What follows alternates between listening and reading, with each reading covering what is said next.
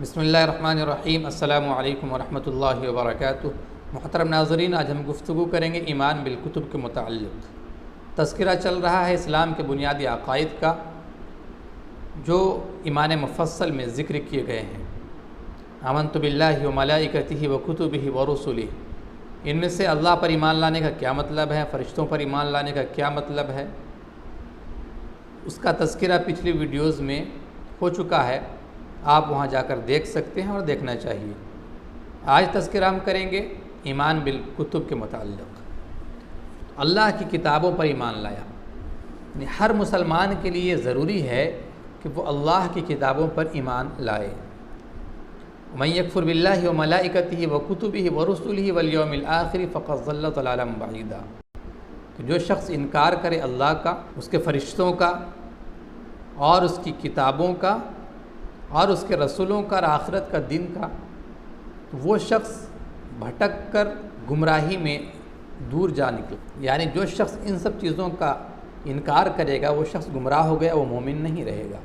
तो हर मुसलमान के लिए ज़रूरी है कि वो अल्लाह की किताबों पर ईमान लाए। अल्लाह की किताबें वो किताब हैं जो अल्लाह रब्बुल इज़्ज़त ने बंदों की हिदायत के लिए अपने रसूलों पर नाजिल किया है।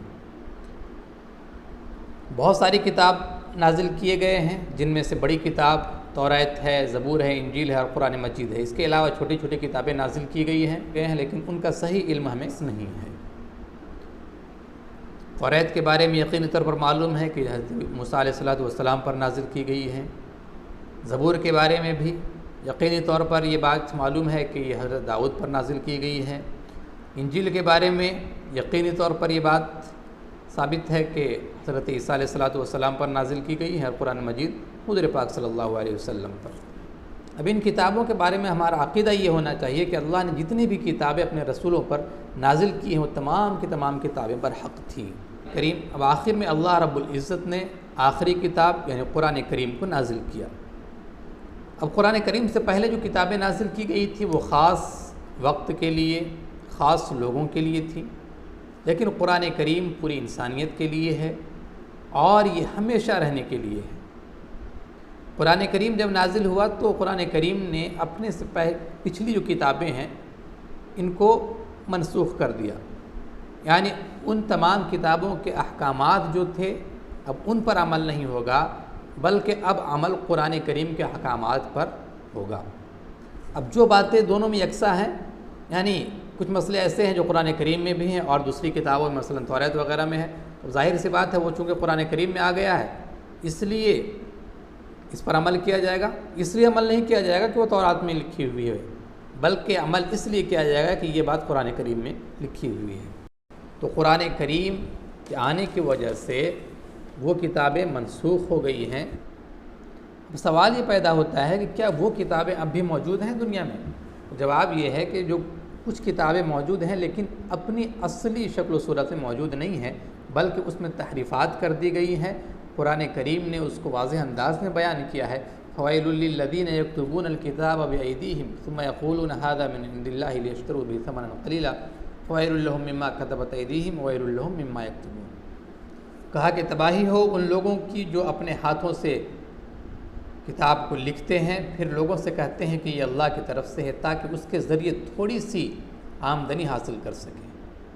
लिहाजा तबाही है उन लोगों पर उस तहरीर की वजह से भी जो वो लिखते हैं, जो उनके हाथों ने लिखी है, और तबाही है उनकी आमदनी पर भी जो उस तहरीर की वजह से वो कमाते हैं। यानी अहले किताब वो क्या क्या करते थे, युहर्रिफूनल कलिमा अम्मा मवाज़िही,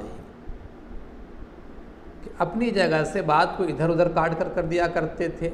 कहीं पर सिर्फ़ लोगों की खुशनुदी के लिए, लोगों को खुश करने के लिए वो किताब में तहरीफ़ कर दिया करते थे। थोड़े से पैसे के लालच में आकर के वो अपने तरफ से जो मसला लोगों को आसान समझ में आता था वो मसले बता दिया करते थे।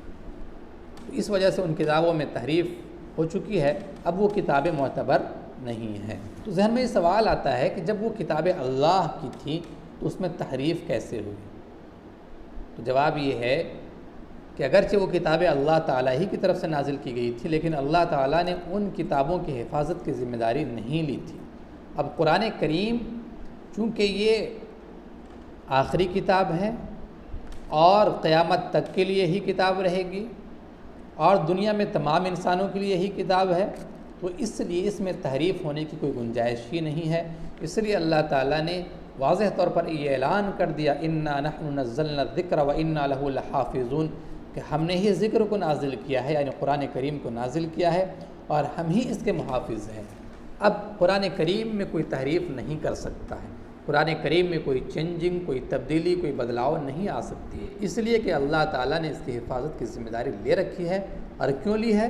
اس لیے کہ اب کوئی نبی آنے والا نہیں ہے، اب جب نبی نہیں آئے گا تو کتاب بھی نہیں آئے گی، جب کتاب نہیں آئے گی تو جو آخری کتاب ہے اسی کی حفاظت کرنی ہے۔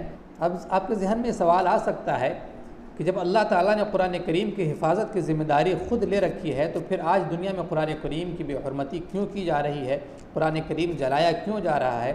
پہلی بات تو یہ ہے، کیا ان کے جلانے کی وجہ سے قرآن کریم دنیا سے ختم ہو گیا؟ نہیں۔ دوسری بات یہ ہے کہ اللہ تعالیٰ نے حفاظت کی ذمہ داری جو لے رکھی ہے وہ قرآن کریم کے الفاظ کے لیے ہے، یعنی قرآن کریم کے الفاظ اس دنیا سے کبھی کوئی مٹا نہیں سکتا ہے، یعنی رہتی دنیا تک قرآن کریم کی آواز دنیا میں گونجے گی۔ یہی وجہ ہے کہ قرآن کریم کے نازل ہوئے تقریباً 1450 سال ہو چکے ہیں، لیکن قرآن کریم کا ایک جملہ، ایک لفظ، بلکہ ایک حرف تک نہیں بدلا۔ تو اللہ تعالیٰ نے اس کے الفاظ کی ذمہ داری لی ہے کہ اس کے الفاظ میں کوئی تبدیلی نہیں آ سکتی ہے، اس کے الفاظ کو کوئی مٹا نہیں سکتا ہے۔ اب جو چاہے قرآن کریم کو جلانا چاہے تو جلا دے، اس سے اللہ کا کلام مٹ نہیں سکتا، قرآن کریم کا وجود دنیا سے ختم نہیں ہو سکتا ہے۔ تو یہ کچھ باتیں ایمان بالکتب کے متعلق ہوئی، کتابوں پر ایمان لانا ہم سب کے لیے ضروری۔ آمن الرسول بما انزل الیہ من ربہ والمؤمنون، کہ رسول نے بھی اپنے اوپر نازل ہوئی کتاب پر ایمان لایا اور ان کے ساتھ مومنوں نے بھی۔ کل آمن باللہ وملائکتہ وکتبہ ورسلہ، کہ ہر ایک نے اللہ پر اور اس کے فرشتوں پر، اس کے رسولوں پر اور کتابوں پر ایمان لایا۔ لہٰذا ہر مومن کے لیے ضروری ہے کہ وہ اللہ کی ان کتابوں پر ایمان لائے۔ اگر کوئی شخص اللہ کی کتابوں پر ایمان نہیں رکھتا تو وہ مومن نہیں ہو سکتا۔ السلام علیکم ورحمۃ اللہ وبرکاتہ۔